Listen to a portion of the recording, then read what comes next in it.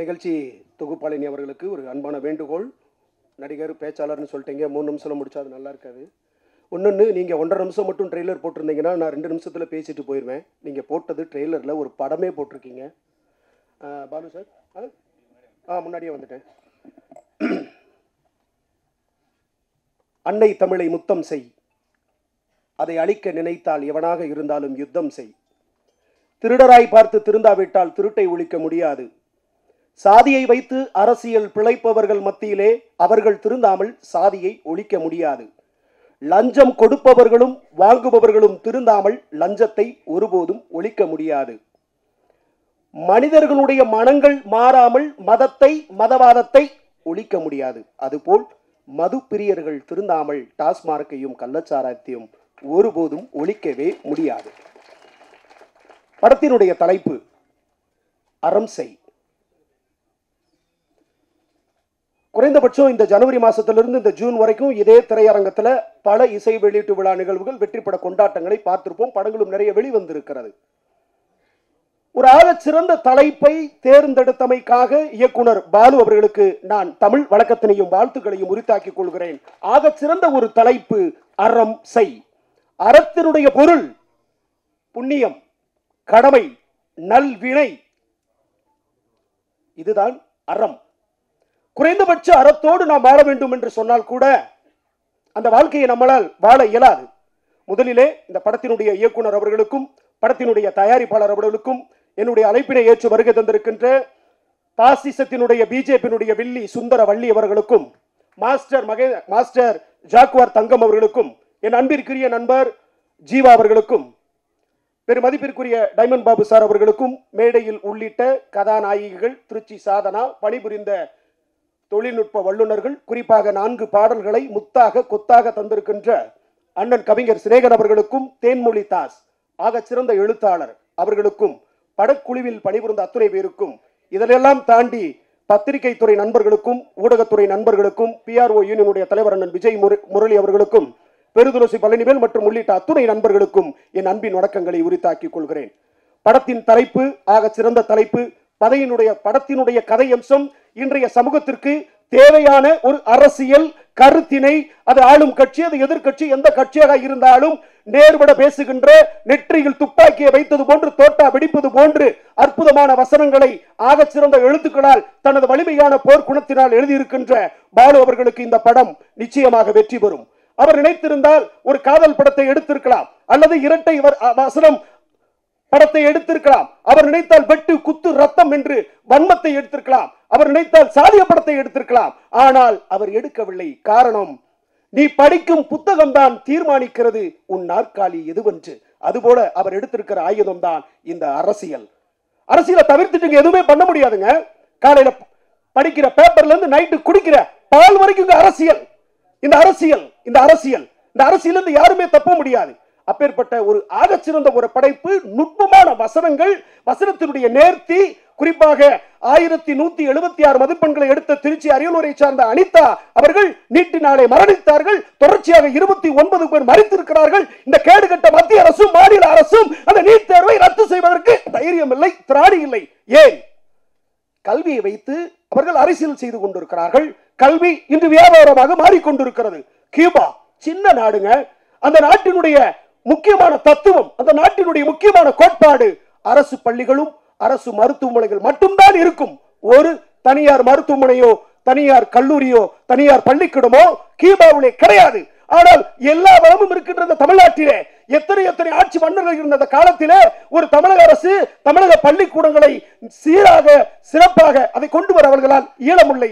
காரணம், அது அரசியல், அரசினுடைய நுட்பம், இந்த புள்ளிகள் அவர்களை அப்படி நகர்த்தி கொண்டிருக்கிறது. அந்த வகையிலே இயக்குனர் பாலு அவர்களுக்கு நான் சிறந்தாழ்ந்த வழக்கங்களை உரித்தாக்கிக் கொள்கிறேன். தோழர் ஜீவா அவர்கள் பேசினார் சென்சாரை பத்தி. சென்சார்ல 42 இடத்துல கட்டு கொடுத்ததுக்கு சென்சார் யார்? Who is sensor? சென்சார்னா என்ன? What is the definition of the sensor? எப்ப கொண்டு வந்தான்? 1909ஆம் ஆண்டு பிரிட்டிஷ்காரன். ஏன் பிரிட்டிஷ்காரன் கொண்டு வந்தான் அப்படின்னா, அடக்குமுறை, ஒடுக்குமுறை. இங்க மக்கள் யாரும் போராட முடியவில்லை. போராடினால் அடித்து நொறுக்குவது. அடுத்து எழுத்தின் மூலமாக வந்தார்கள். எழுத்திலேயும் அந்த அச்சுக்கலைகளை உடைத்து போட்டார்கள். அதுக்கு அடுத்த பிறகுதான் புரட்சி வெடிக்கிறது. ராஜேஷ் புரட்சிகரமா போகும்போது இதை குறைச்சிட எப்படி இருக்கும்? நான் டவுன் ஆயிட்டேன்னு ஃபீல் ஆகுறேன். ராஜேஷ் கரெக்டாவே ஆமா, இதுல அரசியல் பண்ணாத.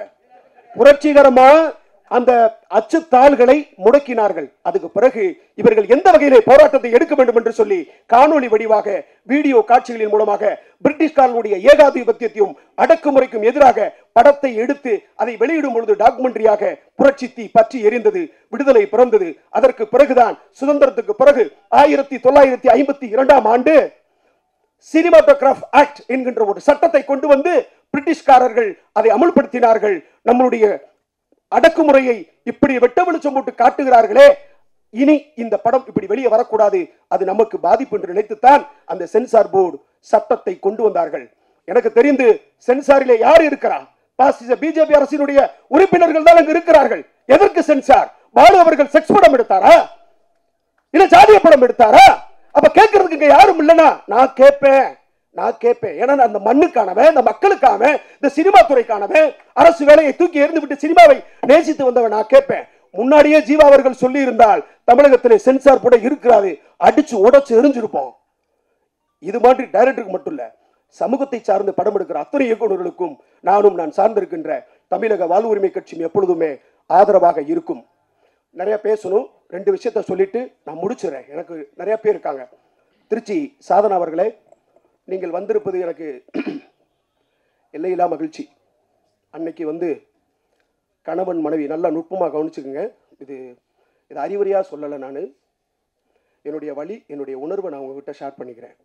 அன்னைக்கு ஹஸ்பண்ட் அண்ட் ஒய்ஃப், கணவன் மனைவி திருமணம் முடிச்சு குழந்தை பிறந்துருந்துச்சுன்னா தான் பெத்த பிள்ளைக்கு பாலை கொடுக்குன்னா கூட மாமா கொஞ்சம் அப்படி இருங்க அப்படின்னு சொல்லி மாற விளக்கி விட்டு தான் பால் கொடுப்பாங்க. ஆனால் இன்னைக்கு நீ யூடியூப்ல எங்க போன அவன் ஓப்பனா ஏதோ உலகத்தினுடைய பிம்பம் மாதிரி காட்டுறாங்க. இதெல்லாம் எப்படி? இது வந்து என்னன்னா, இதை கேட்கறதுக்கு சிரிக்கிற மாதிரி இருக்கும். அதனுடைய நுட்பமான விஷயத்தை நீங்க புரிஞ்சீங்கன்னா அதை இனிமேல் செய்ய மாட்டாங்க. அப்படி இருக்கிறாங்க. இன்னைக்கு சாதனா அவர்கள் தனக்கு இருக்கிற திறமையை வைத்து அவ்வளோ ஃபாலோவர்ஸ் வச்சு இன்னைக்கு அவங்க கிராமத்திலே அவங்க கட்டியிருக்க வீடு பெரிய வீடா இருக்கும்னு நினைக்கிறேன். சந்தோஷம், வாழ்த்துக்கள். ஆனால் அதே சமயம் நீங்க நிறைய வீடியோஸ் போடுறீங்க, வாய்க்காட்டுக்கு போறீங்க, அழகா ஓப்பனாவே குளிக்கிறீங்க, பிரபஞ்சம் பார்க்குது, அதை ரசிகர்களும் நிறைய பார்க்குறாங்க, நான் கொண்டு. அது உள்ளபடி, அது உங்களுடைய தனிப்பட்ட சுதந்திரம், அதில் நான் தலையிட விரும்பல. ஆனால் ஒரு நீட் தேர்வை பத்தி நீங்க ஒரு பதிவு போடுங்க, ஒரு சாதி ஒழிப்பை பத்தி ஒரு 2 நிமிஷம் பேசுங்க, லட்சக்கணக்கான ஃபாலோவர்ஸ் உங்களுக்கு வருவாங்க. உங்க மேல இந்த சமூகம் அவர்கள் நல்ல ஒரு மதிப்பை வைத்திருக்கும். இந்த படத்துல கூட நீங்க ஒரு அற்புதமான ஒரு கேள்வியை கேட்டீங்க முதல்வர் அவர்களை நோக்கி. அதே மாதிரி சினிமாவில் இருக்கிற நடிகர்களை பத்தி ரொம்ப நேர்த்தியாக பேசுகின்ற, நான் பெரிதும் மதிக்கின்ற பத்திரிகையாளர் 71 வயது நிரம்பிய இளைஞன் அண்ணன் பைல்வான் ரங்கநாதன் அவர்களுக்கும் ஒரு வேண்டுகோள். நீங்கள் இங்க இருக்கக்கூடிய விஷயங்களை ஆணித்தரமாக அப்பட்டமாக நீங்கள் சொல்லுகிறீர்கள். அது சினிமாவில் இருக்கிறது, அதை திருத்தணும். நான் அதை திருந்தறதுக்கு தான் நான் சொல்றேன். இது நான் போய் பார்க்கல, நான் கேள்விப்பட்டதை சொல்றேன், அதுக்கு ஆதாரம் இருக்கு அப்படின்னு சொல்றீங்க. ஓகே, உள்ளபடி ரைட்டு இருக்கட்டும். ஒரு டிபார்ட்மெண்ட்ல வேலை பார்த்த ஒரு அதிகாரி கொஞ்சம் அறம் இருக்கணும். ஏன்னா இந்த படத்தின் தலைப்பு அறமா இருக்கிறதுனால அறம்னா என்னன்னு நான் சொல்லித்தானே ஆகணும். நான் எல்லாரும் போய் வந்துட்டு படம் நல்லா இருக்கு, சூப்பரா இருக்குன்னு சொல்லிட்டு போறதுக்கு நான் வரல. நான் அப்படி ஆள் கிடையாது. நான் சாப்பாட்டுக்காக சண்டை போற ஆள் இல்ல, சாவுக்காக சண்டை போடுற கூட்டத்துல இருந்து வந்தவன். அதனால நான் சொல்லணும். அதனால என்னுடைய தாழ்மையான வேண்டுகோள். இப்ப கள்ளச்சாராயம் 51 பேர் செத்தாங்க, அதை பத்தி ஒரு வீடியோ போடுங்க, அதை பத்தி ஒரு விழிப்புணர்வை கொடுங்க. சமூகம்னா என்ன? நீ நான் டீ விக்கிறவன், காப்பி விக்கிறவன், குப்பை பொறுக்கிறவன், டாக்டர், இன்ஜினியர் எல்லாமே சமூகம் தான். இந்த சமூகத்துக்குள்ளதான் சினிமாவும் இருக்கு. ஆக சினிமாவில் நீங்க களை எடுக்கிறீங்க, அதே மாதிரி அரசியல் நீங்க களை எடுங்க. இன்னும் உங்களை நிறைய பேர் நேசிப்பாங்க. ஏன் உங்க டிபார்ட்மெண்ட்ல டிஎஸ்பி விஷ்ணு பிரியா மேலிடத்துல கொடுத்த டார்ச்சர்னால தற்கொலை பண்ணிக்கிட்டாங்க. அந்த கேஸ் சிபிஐக்கு மாறிச்சு. இன்னைக்கு வரைக்கும் காவல்துறையில வேலை அவங்களுக்கே நீதி கிடைக்கல. எப்படி நீதி கிடைக்கும்? ஐஐடி காலேஜ் பாத்திமா பரந்தாமன்ற பார்ப்பன ப்ரொஃபசர் டார்ச்சர் பண்ணி தமிழ்நாடு பாதுகாப்பான நாடுன்னு சொல்லி கேரளாவில இருந்து நான் பிள்ளைய அனுப்புனாங்க. அதுக்கு இன்னும் நீதி கிடைக்கல. ஏன் வேங்கவே இல்லை? குடிக்கிற தண்ணியில பீயுங்க. வார்த்தை சொல்லும் போது எவ்வளவு அசிங்கமா இருக்கு, எவ்வளவு கூச்சப்படுறோம். மலம் கொட்டுனாங்க. இன்னைக்கு வரைக்கும் அதுக்கு தீர்வு கிடைச்சிச்சா? கிடைக்காது, கிடைக்கவும் மாட்டாங்க. இதெல்லாம் பற்றி நீங்க ஒரு காணொலியிலே பேசுகிற பொழுது இன்னைக்கு ஏன் நான் உங்களை வலியுறுத்துறேன்னா, இங்க படிச்சவன் சொன்னா எவனும் கேட்கறது இல்ல, ஆனா நடிச்சவன் சொன்னா கேட்கிறியான். இந்த நாளைய தீர்ப்பேன்றான், நாடே ஓங்க இல்லைன்றான். டே என்னடா சொல்றீங்க? போராட்ட களம் வேறு, அறம் செய். இந்த அறத்தினுடைய மேன்மை, அறம்னா என்ன, எப்படி வாழ்ந்தார் ஏபிஜே அப்துல் கலாம் ஐயா? அறத்தின் நிலை கொண்டு வாழ்ந்தார். பதவி விலகுகிறார், சூட்கேஸ் எடுக்கிறாங்க, எல்லா பெட்டியும் எடுக்கிறாங்க. அந்த வேலையாளை சூட்கேஸை தொடங்க சொல்றாரு. ஐயா நான் தொடச்சிட்டேன்னு சொல்றான். மறுபடியும் நல்லா தொடங்கன்றாரு. தொடச்சிட்டேன் அப்படின்றாரு. இன்னும் நல்லா தொடப்பா அப்படின்றாரு. ஏன் அப்படி? சுத்தமா தானே இருக்கு, இன்னும் தொடக்க சொல்லிக்கிட்டே இருக்கீங்க அப்படின்னு சொல்ல ஐயா அப்துல் கலாம் சொன்னாரு, இங்க இருந்து போகும்போது என் பெட்டியில ஒரு தூசி கூட ஒட்டியிருக்க கூடாது. இதுதான் அறம். அவர் நினைச்சிருந்தா பிளைட்ல போயிருக்கலாம். இதான் அறம். அறத்தினுடைய பண்பு என்ன, அறத்தினுடைய கேரக்டரைசேஷன் என்ன, அந்த மாரலிட்டி என்ன சொல்லுது? நல்ல கண்ணு ஐயா எத்தனை பேருக்கு தெரியும்? இன்றைய இருக்கக்கூடிய ஜெனரேஷனுக்கு நல்ல கண்ணுனா தெரியாது. அவருடைய 84வது பிறந்தநாள் விழாவிற்கு 84 லட்சம் ரூபாய் தூக்கிட்டு போய் அந்த கட்சி கொடுக்குது. அப்படியே அந்த 84 லட்சத்தை வாங்கி மறுபடியும் கட்சிக்கே நிதியா கொடுத்த மனுஷங்க இன்னைக்கு ஒரு வார்டு கவுன்சிலர் 10,000 கோடி வச்சிருக்கான், 500 கோடி வச்சிருக்கான். எது அறம்? நிறைய பேசுறோம். இந்த அறம் நிச்சயமாக வெல்லும். படக்குழுவினர் அத்தனை பேருக்கும் என்னுடைய வாழ்த்துக்கள். இனிமேல் சென்சார் சம்பந்தமா எந்த பிரச்சனை இருந்தாலும் சொல்லுங்க. வழக்குகளுக்கு அஞ்சுபவன் நான் கிடையாது. பிறப்பு ஒரு முறை, இறப்பு ஒரு முறை. அந்த இறப்பு அர்த்தமுள்ளதாக இருக்கணும். அந்த இறப்பு நம்மை நேசித்து வர வேண்டும். உங்களுக்கும் என்னப்பா போமா முடிச்சிடும், நானே முடிச்சிடும், எனக்கு தெரியும், டியூரேஷன் தெரியும், நான் எல்லையை தாண்ட மாட்டேன். அனைவருக்கும் என்னுடைய மனமார்ந்த வாழ்த்துக்கள். மாஸ்டர் உங்களுக்கும் வாழ்த்துக்கள். படம் வெற்றி பெற என்னுடைய நெஞ்சம் நிறைந்த வாழ்த்துக்கள். எந்த ஒரு பிரச்சனையாக இருந்தாலும் சொல்லுங்கள். நானும் நான் சார்ந்திருக்கின்ற தமிழக வாழ்வுரிமை கட்சியும் அண்ணன் முத்தமிழன் மேல்முருகன் அவர்களும் எப்பொழுதும் உங்களுக்கு உடன் இருப்பார்கள். அறம் வெல்லும். பாலு சார் வெல்வீர்கள். நன்றி, வணக்கம். எனக்கு ரொம்ப சந்தோஷமா இருக்கு. ஏன் ரொம்ப சந்தோஷமா இருக்கு அப்படின்னா, அறம் செய் படத்தோட ஆடியோ லான்ச்சுக்கு வந்திருக்கேன். ரொம்ப பார்க்கவே பிரம்மாண்டமாக இருக்குது. ஒரு அரசியல் சம்பந்தமான ஒரு படம் எடுத்திருக்காங்க சார். துணிஞ்சு அரசியல் சம்பந்தமாக எல்லாமே ஓப்பனாக எல்லா கட்சியினரும் பேசுகிற மாதிரி எல்லாமே டைலாக்கோட சூப்பராக எடுத்திருக்காங்க. எனக்கு ரொம்ப பிடிச்சிருக்கு. இன்னொரு விஷயம் அப்படின்னு பார்த்தீங்கன்னா, இந்த அறம் செய் படத்தில் மிதிச்சிட போகிற இது வேறு கத்த போகிறார். ஹலோ சார், சாரி சார், ஏதோ ஃப்ளோவில் வந்துருச்சு சார், சாரி சார். எங்கிட்ட போனாலும் அடியாக விழுது, என்ன பண்ணுறேன்னு தெரில. இந்த எப்படி சொல்கிறது, நம்ம சார் எப்படின்னா படத்தை பற்றி மட்டும்தான் பேச சொன்னாங்க. ஆனால் அப்படி பர்சனலாக பற்றி பேச விட்டு சும்மா இங்கெல்லாம் பூகம்பம் அப்படியே கிளம்புது. இருந்தாலும் ஒருத்தர் முன்னேறதுக்காக 4 பேர் அட்வைஸ் பண்ணால் அதை கண்டிப்பாக நம்ம ஏற்று தான் ஆகணும்.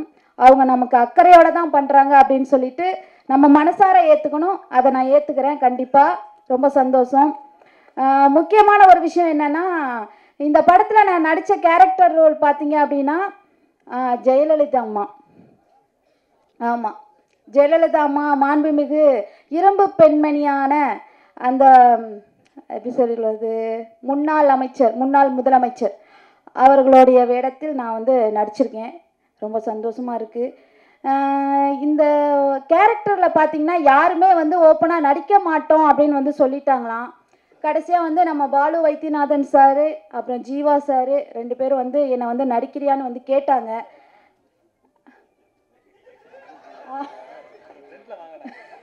ஜீவா சார், இந்த ஜீவா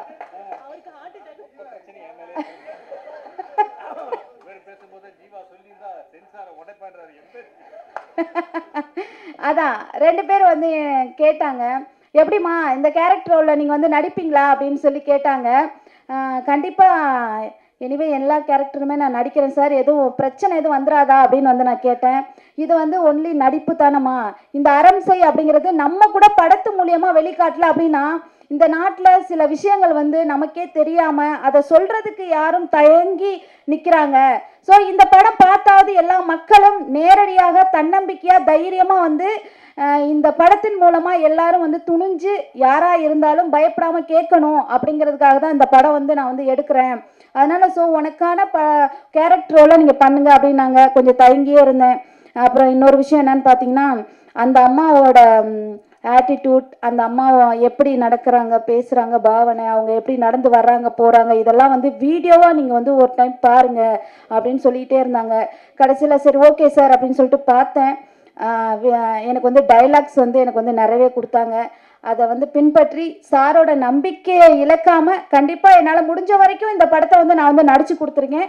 என் மனசார எப்படி சொல்கிறது, நானே ரொம்ப சந்தோஷப்படுறேன். நீங்கள் எல்லாருமே இந்த மீடியாக்கள் ஆப்போசிட்டாக வந்து நல்லதும் நடக்கும் கெட்டதும் நடக்கும், இந்த மாதிரி வந்து கஷ்டப்பட்டு எடுக்கிற படத்துக்கு நீங்கள் வந்து உறுதுணையாக ஒரு ஹெல்ப்ஃபுல்லாக இருந்தீங்க அப்படின்னா எங்களுக்கு வந்து ரொம்ப சந்தோஷமாக இருக்கும். முதல் படம் வெளியாக உள்ளது. ஒரு 15 படம் நடித்து முடிச்சுட்டு, ஆனால் வரவிக்கிறது வந்து இந்த படம் தான், அரம்சை படம் தான் வரப்போகுது. ஸோ எல்லாரும் சப்போர்ட்டாக இருந்து எங்களுக்கு இந்த மாதிரி டீமுக்கு, எல்லா டீமுக்கும் எங்களுக்கு வந்து ரொம்ப கஷ்டப்பட்டு எடுத்திருக்காங்க அரம்சை. அதனால் இந்த டீமுக்கும் நீங்கள் வந்து என்ன சொல்கிறது, எனக்கு அவர் சொன்னதே மைண்டில் ஓடிக்கிட்டே இருக்குது. டக்கு டக்கு டக்கு டக்கு டக்குன்னு வருது. என்னடா கூப்பிட்டு வச்சு இவ்வளோ அழகாக தெளிவாக பேசுகிறாரே அப்படின்னு சொல்லிட்டு. இப்போ சப்போர்ட் பண்ணுங்கள் எல்லாரும். நீங்கள் சொல்கிறதுனால. உங்கள் பேர் என்ன சார்? குணாஜி. இங்கே பார்த்தீங்கன்னா இங்கே அரசியல் வட்டமே நடத்திட்டார் குணாஜி. கத்து கத்து கத்து கத்துன்னு கத்துனாலும் இங்கே ஒரு கை தட்டினா ஓசையே வராது. அந்த காலத்தில் சொன்ன மாதிரி தான், எல்லாரும் சொன்ன மாதிரி தான். நீங்கள் கத்த நாங்கள் கேட்க, இவ்வளோதான். எல்லாருமே கத்தணும் உங்கள் மாதிரி கோரஸா, இல்லைங்களா? அதனால ஒருத்தர் எனர்ஜியை வேஸ்ட் பண்ணி கத்தி கத்துனா அவங்களும் ஆப்போசிட்ல அவங்க வாயை தானே பார்த்தாங்க, வேற ஏதாவது பேசினாங்களா? பேச முடியல, ஏன்னா நீங்க பேச விடலை. ஸோ அதனால படம் எப்படி எடுத்திருக்காங்கன்னா, எல்லாரும் ஒற்றுமையா இருந்து போராடுங்க, இந்த தமிழ்நாட்டுக்கு நல்லதை வந்து நீங்க கேளுங்க, போராடி வாங்குங்க, உண்மையை உறக்க சொல்லி எல்லாமே பண்ணுங்க அப்படிங்கிறதுக்காக தான் அரம்சை படம் வந்து எடுத்திருக்காங்க. அதனால எல்லாரும் சப்போர்ட்டிவா இந்த படத்தை ஆதரிச்சு, மேலும் எல்லா பேரும் போய் தியேட்டர்ல போய் கண்டிப்பா பாருங்க. எங்கிட்டாவது சைடு கீழில் போய் ஏதாவது பார்த்துக்கிட்டு தொலைஞ்சிடாதீங்க. அதனால வந்து தயவு செய்து தியேட்டர்ல வந்து பாருங்க. முக்கியமா வந்து ஜீவா சார் ரொம்ப நன்றி, அண்ட் வந்து மேம் உங்களுக்கும் ரொம்ப ரொம்ப நன்றி. பாலு வைத்தியநாதன் சார் உங்களுக்கு ரொம்ப நன்றி சார். உங்களுக்கும் நன்றி சார். பேர் தெரியல, ஜாக்கு வருதனா, ரொம்ப நன்றி. ஏன்னா அவர் எப்ப பார்த்தா எப்படி உன் பேரா ரைட்டு நம்ம மேடையில உட்காந்துருக்கையா அங்கிட்டு போய் வச்சுக்கா அப்படின்னு பார்த்தா இல்ல இல்ல அப்படின்னு பார்த்தா அவர் சாதனா அப்படி யோட மேடையில வேற இருக்கானே கொண்டாடி இருக்கா சார், கொண்டாடி இருக்குன்னு தான் சொன்னார் அவரு, இல்லையா சார்? இல்லையா? ஓ சண்டை, ஐயோ என்கிட்ட உங்க கதை இழுத்துறீங்க சாமி, நானே ஏகப்பட்ட பிரச்சனைகள் இருக்கேன் சார். யா சார், ஐயோ அத்தி, சரிங்க சார். எல்லாருமே எங்களுக்கு வந்து துணையா இருந்துன்னா என்ன இருந்து, எல்லாரும் ஆதரவா இருந்து சப்போர்ட் பண்ணி இந்த படத்தை வந்து தியேட்டர்ல போய் எங்களுக்காக பாருங்க. ரொம்ப கஷ்டப்பட்டு எடுத்திருக்காங்க சார். பாலு வைத்தியநாதன் சார் ரொம்ப நன்றி. இந்த சான்ஸ் எனக்கு கொடுத்ததுக்கு ரொம்ப ரொம்ப நன்றி. வணக்கத்தை தெரிவிச்சுக்கிறேன். என்னை வாழ வைத்துக் கொண்டிருக்கிற யூடியூப் நேயர்களுக்கு என்னுடைய நன்றியும் வணக்கமும். என்னுடைய உறவுகளே, ஒரு நாள் ஃபோன் வந்தது, நான் தான் டைரக்டர் பாலு வைத்தியநாதன் பேசுகிறேன் அப்படின்னு. உங்களை நான் கேள்விப்பட்டதே இல்லைன்ட்டு அவருக்கே ஷாக்காக போச்சு. இல்லை சார் நான் டைரக்டர் தான் அப்படின்னாரு. என்ன விஷயம்னு. இல்லை நீங்கள் ஒரு கேரக்டர் பண்ணணுன்னாரு. நான் யூடியூப்பில் பேசிகிட்டு இருக்காங்கலாம் உங்களுக்கு தெரியுமா அப்படின்னு. தெரியும் அப்படின்னாரு. தெரியும் தான் கூப்பிட்ருக்கேன்னாரு. அதே மாதிரி இவர்கிட்ட ஒரு நல்ல பழக்கம் என்னென்னா, இந்த டயலாக் என்னங்கிறத முதல்ல வாட்ஸ்அப்பில் அனுப்பி விட்டுருவார். அதே மாதிரி சமீபத்தில் 2 டிவி சீரியல் நடித்தேன், அவங்களும் அனுப்பி விட்டுருந்தாங்க. இதனால ஒருத்தருக்கு வேலை போயிடுது. அசோசியேட் டைரக்டர் வந்து டயலாக் சொல்லிவிட்டு போகிறல, அவருக்கு வேலையெல்லாம் போயிடும். அந்த டயலாக்கை அவர் என்ன எழுதியிருக்காரோ அப்படியே நான் சொன்னேன். ஆனால் அப்போவே சென்சார் கட்டு வரணும்னு எனக்கு தெரியும். நான் அவர்கிட்ட சொல்லலை. ஏன்னா எல்லாம் நடந்த விஷயங்களே அவர் வசனமாக்கியிருந்தார். அதனால் இது இந்த மந்திரியை குறிக்கும், இது இந்த மந்திரியை குறிக்கும் அப்படிங்கிறது தெரிஞ்சு போச்சு. அது மட்டும் இல்லை, அவர் போஸ்டரில் மிகப்பெரிய பொய்யை சொல்லியிருக்காரு. யாரும் இந்த படத்தினுடைய போஸ்டரை பற்றி பேசவே இல்லை. ஏன்னா ஒருத்தர் பாரதிய போஸ்டர் போட்டிருந்தார், கீழே நாங்கள் அரசியல் பேசவில்லை இன்னும் போட்டிருந்தார். முழுக்க முழுக்க அது அரசியல் பேசுகிற படம். ஏன் அப்படி ஒரு கருத்துன்னு எனக்கு புரியலை. ஏன் நாங்கள் அரசியல் பேசுகிறோன்னு போடுங்களேன். எதுக்குன்னா நீங்கள் அவ்வளோ துணிச்சலாக நாட்டில் உள்ள நடப்புகள், அது ஆளுங்கட்சியாக இருந்தாலும் எதிர்கட்சியாக இருந்தாலும் சரி, மாநில அரசாக இருந்தாலும் சரி, மத்திய அரசாக இருந்தாலும் சரி தாக்குறீங்க.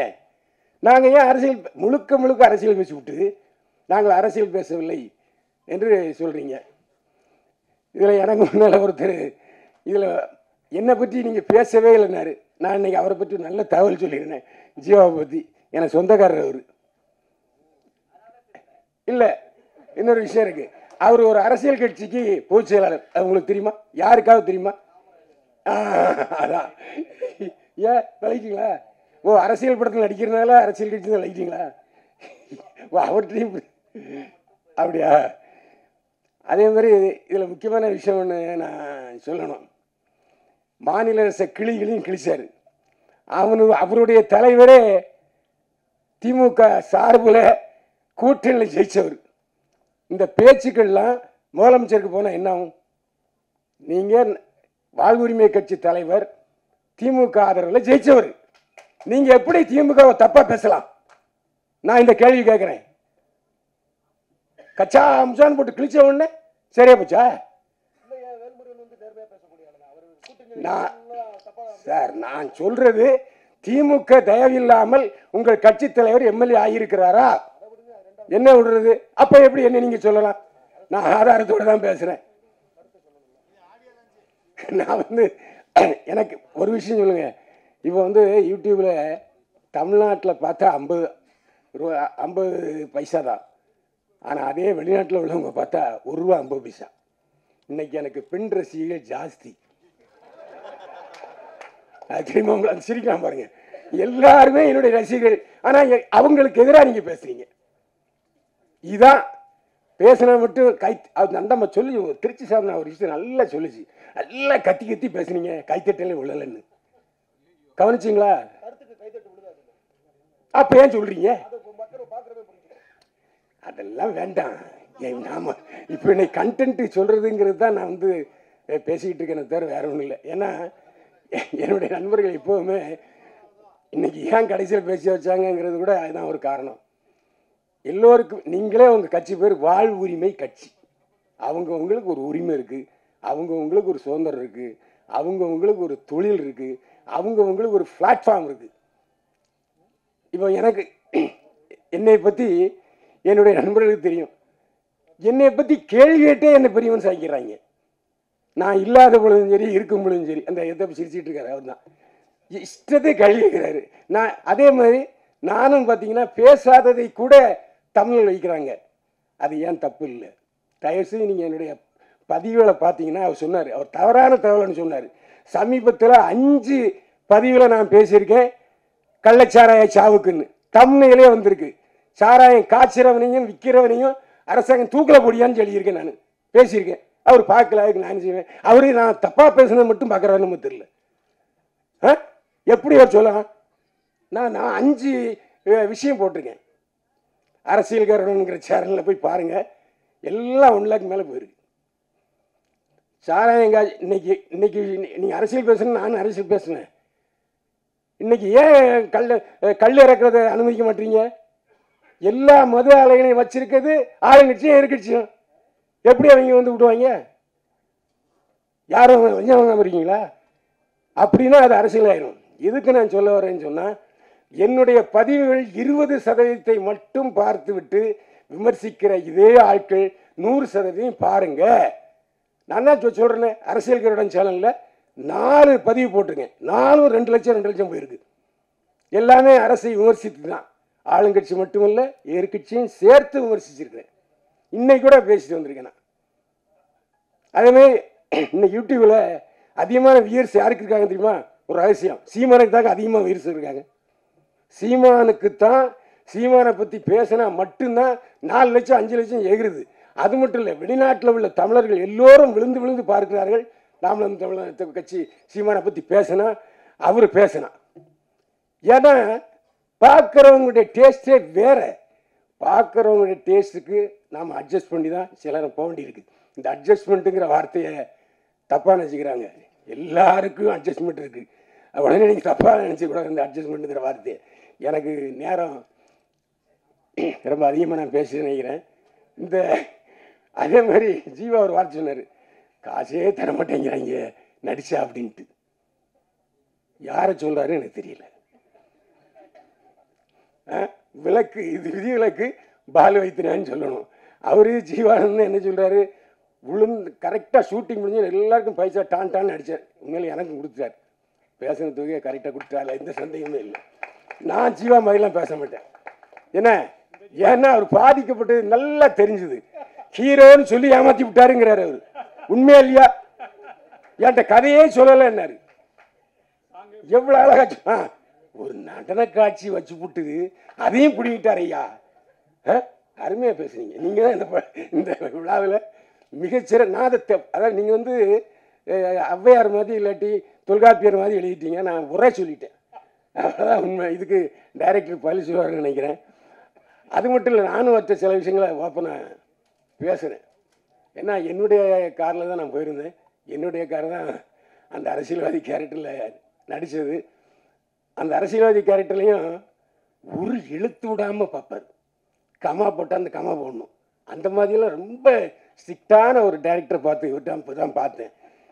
என்னைய ஒரு எழுத்து கூட மாற்ற விட மாட்டாரு. சாவடிச்சிட்டார் உண்மையிலே. ஏங்க ஒரு டைரக்டர், அதாவது